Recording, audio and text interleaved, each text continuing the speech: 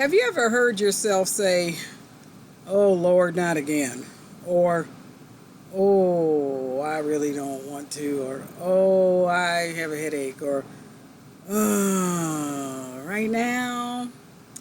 Well, let's talk about painful sexual intercourse during menopause.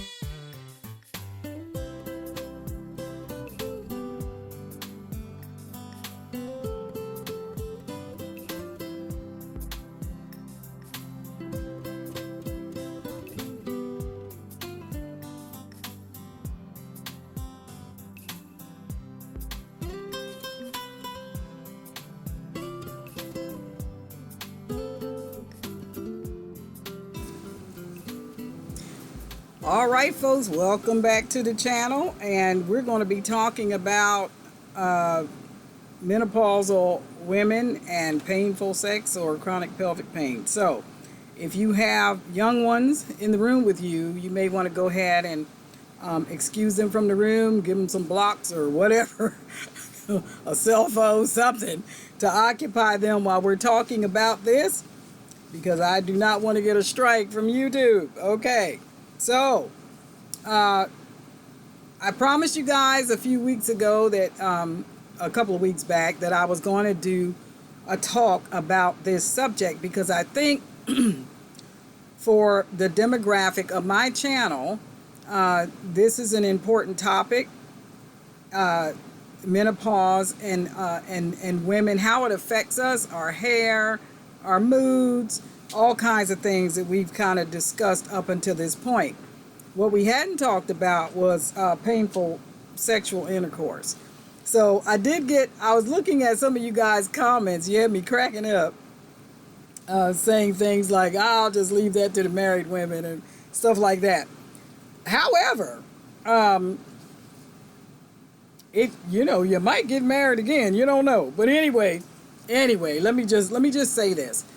In my research, I found a statistic that said, and sadly, it didn't list where it got its information from, but it says 17 to 45% of postmenopausal women find sex to be painful. That's a pretty big number of people that ain't liking it no more. You know what I mean? So, why is that? So I started delving into why is it that when you become menopausal, whether it's surgically menopausal or naturally menopausal, that it starts to affect your sex drive or your ability to have sex. So one of the main reason is decreased estrogen levels. And remember, we talked about that in a previous video. When your estrogen levels decrease, your hormones switch up on you, and it can cause mood swings and insomnia, which we covered in a previous video, 2 videos. Listen, guys, by the way, if you haven't seen those videos, you need to go back and look at that so that you can stay up with what we're doing right now on the channel. And also make sure you leave your comments below in the comment section, because some of you have really put in some good information that the rest of us needed to know. Some people may not have known this stuff, and I don't know everything. I'm just telling you what I've learned, the things that have worked for me or what didn't work for me or whatever all else. But anyway, so 17 to 45% of women lose their sexual desire, or they still have the sexual desire, but the idea of going through the act is so painful, it's off-putting. They don't want to do it because it hurts. Some women experience bleeding and soreness, and it's just, it can be a horrific experience for a woman.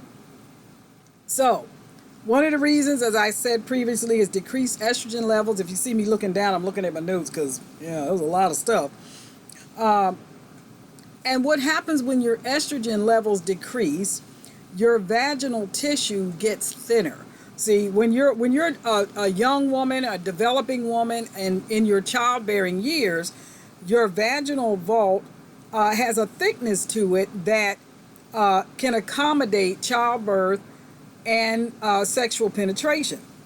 But as you lose your estrogen levels, they begin to decrease, then the walls of your vaginal vault begin to thin out. They get very thin, and you can experience dryness, right? Because it's the estrogen that your body produces that keeps you naturally lubricated. So, of course, naturally speaking, if those levels start to decrease, then you're going to be experiencing more dryness, thus making sexual intercourse painful, because now you feel the friction because you don't have the natural lubrication that you would have had during your childbearing years. And sometimes it can cause tissue tearing. You can experience sores and cuts and bruising and all kinds of things that can almost feel like it can almost feel like an abusive situation. I'm trying not to use the word because I don't want to get flagged on my channel. So you can also, because of the dryness, you can also experience a tightness, which can make the act of sex unpleasant, right? Because it's painful. And, you know, nobody wants to feel like a virgin every time they go to bed. So anyway, now men can experience erectile dysfunction when they get into this same type of an age group, and they start losing, you know, their hormone levels begin to decrease. They can experience erectile dysfunction. That's a completely different issue. So what I would like to say to young men and women that may be thinking about getting married, look at the person that you're wanting to marry and tell yourself before you marry them, they will not always look like this. They will not always be this sexually vibrant. Just get it over with. Tell yourself that, because a lot of times this is the thing that can destroy a relationship, right? You have these young men that are stricken by these beautiful women with a size 25 waist and a size 36 hips and 36 breasts, and then she has children and her estrogen levels begin to change when she starts coming through her childbearing years, and now her 25-inch waist is a 45-inch waist and her 36-inch hips are now 56-inch hips, and those very supple, lovely thighs that she had look like something you should put in a pot and stew, okay? So you're not going to always look the same, and he's not going to always look the same.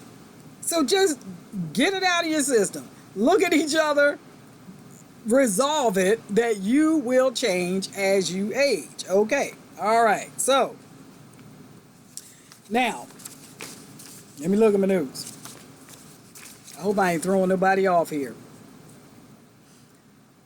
So your sexual health with any couple is relative, right? And the reason I say that is because if you're not married or you're not with a person that has a high libido and you're gradually changing in your estrogen levels, it may not be a problem for either one of you. He doesn't have a high sexual demand, and now you don't either. Okay, so that kind of works. That works. But if you have a partner that has a high sexual libido and you over time are gradually losing your estrogen and your desire, or you have the desire, but you have the tightness and you have the dryness, and it's like, again, I just can't. I can't. I'm too sore. I hurt, whatever. It can be a problem. So it's not a problem unless it's a problem, if you understand what I'm saying. If both of you understand what is happening and can demonstrate some patience toward your partner, then it won't be as big a deal. It won't be as big a problem, okay? So both of you need to be patient. He needs to be patient. You need to be patient with yourself, because you can't stop what's changing. You can help the symptoms. You can ease the symptoms. You can't change it, okay? You know when it'll stop? When you're dead. Just saying. Anyway, a single person with a steadily decreasing estrogen level may not even find it to be a problem because, they might not want to date anyway or get married or anything. So they may not find it to be a problem until they get married. Maybe you're getting married after your childbearing years. You've been by yourself for several years, and you haven't had any sexual intercourse. So the only thing you know about yourself is how you used to be when you was 18 and shouldn't have been doing nothing or something like that. So then you get married at the age of 55 or 60 and find out that girl that's in your head doesn't exist anymore. She's long gone, okay? She didn't tell you she was leaving. It was slow and steady, but she's gone. So now you have to mentally adjust yourself and accept the fact that you're not that 20-year-old that you were when you had those children, or when you first got married the first time, or whenever you got married, or whenever it was the first time you had sex. Yeah, you ain't that person no more. So, honey, just get over it. She's gone. Bye-bye. Bye, girl. Anyway, my husband is laughing at me. You're not supposed to be listening. Thank you, baby. Anyway, so you might find out, seriously, that if you haven't been with anyone for a very long time, you didn't even notice the change. You may not have noticed the change if there hasn't been any sexual activity at all, okay, until you try to do it. And then it's like, oh my God, where'd the dump truck come from? Who's trying to drive that into me?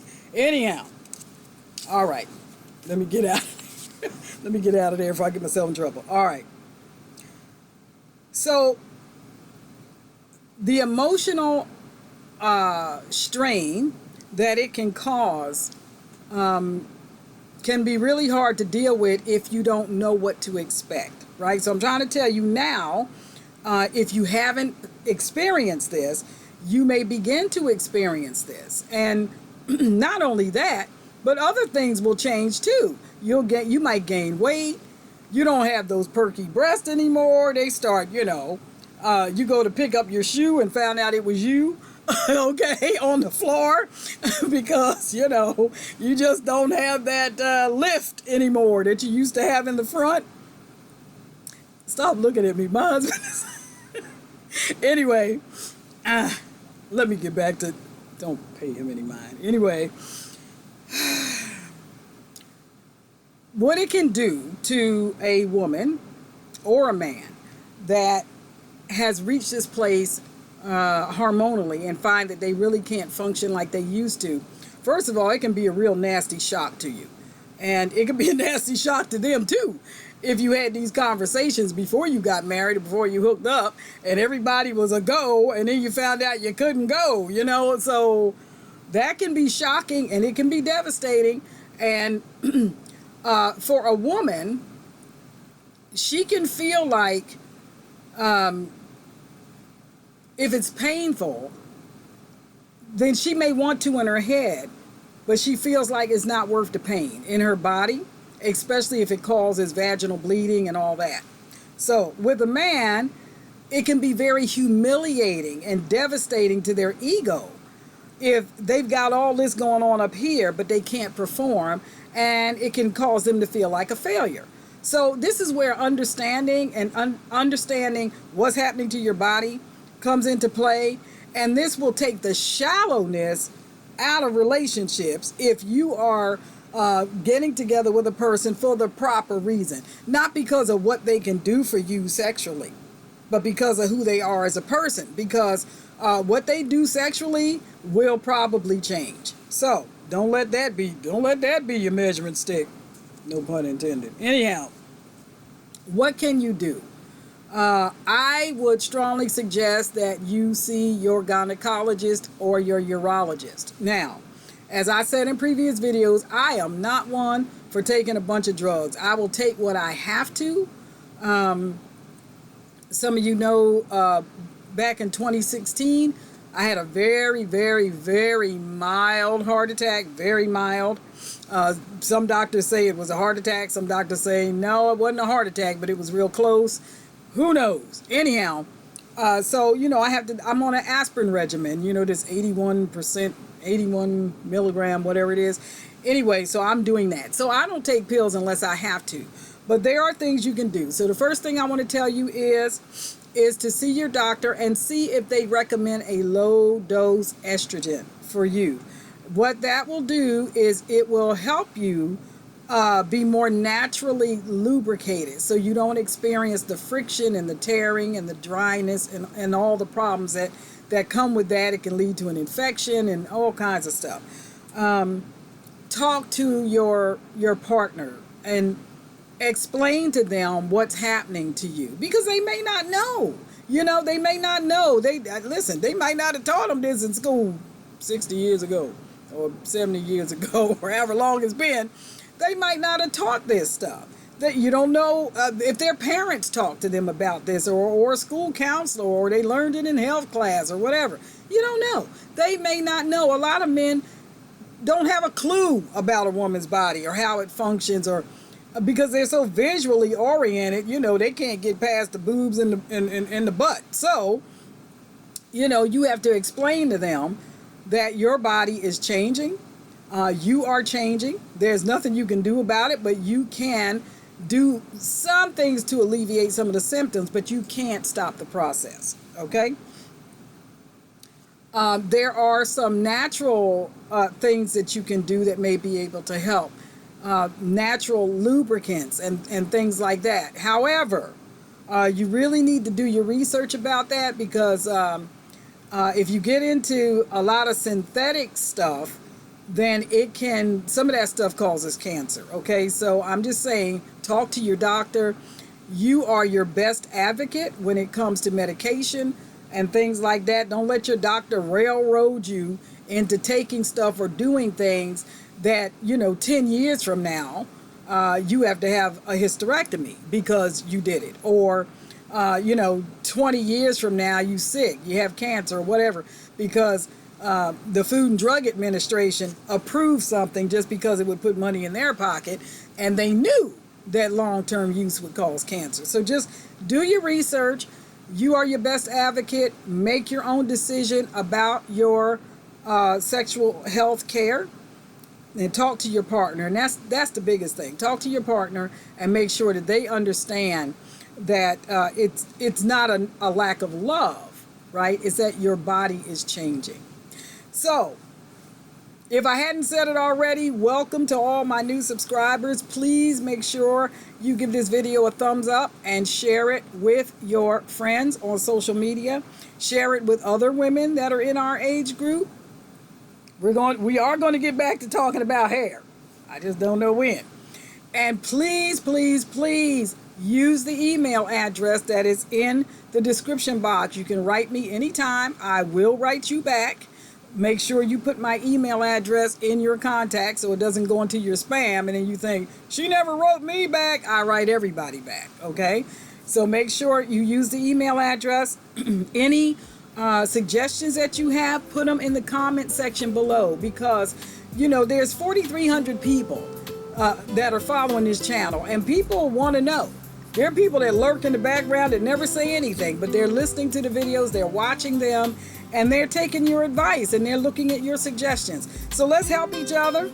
Let's try to keep everything natural, not just the hair, but the other stuff that we do to take care of ourselves too.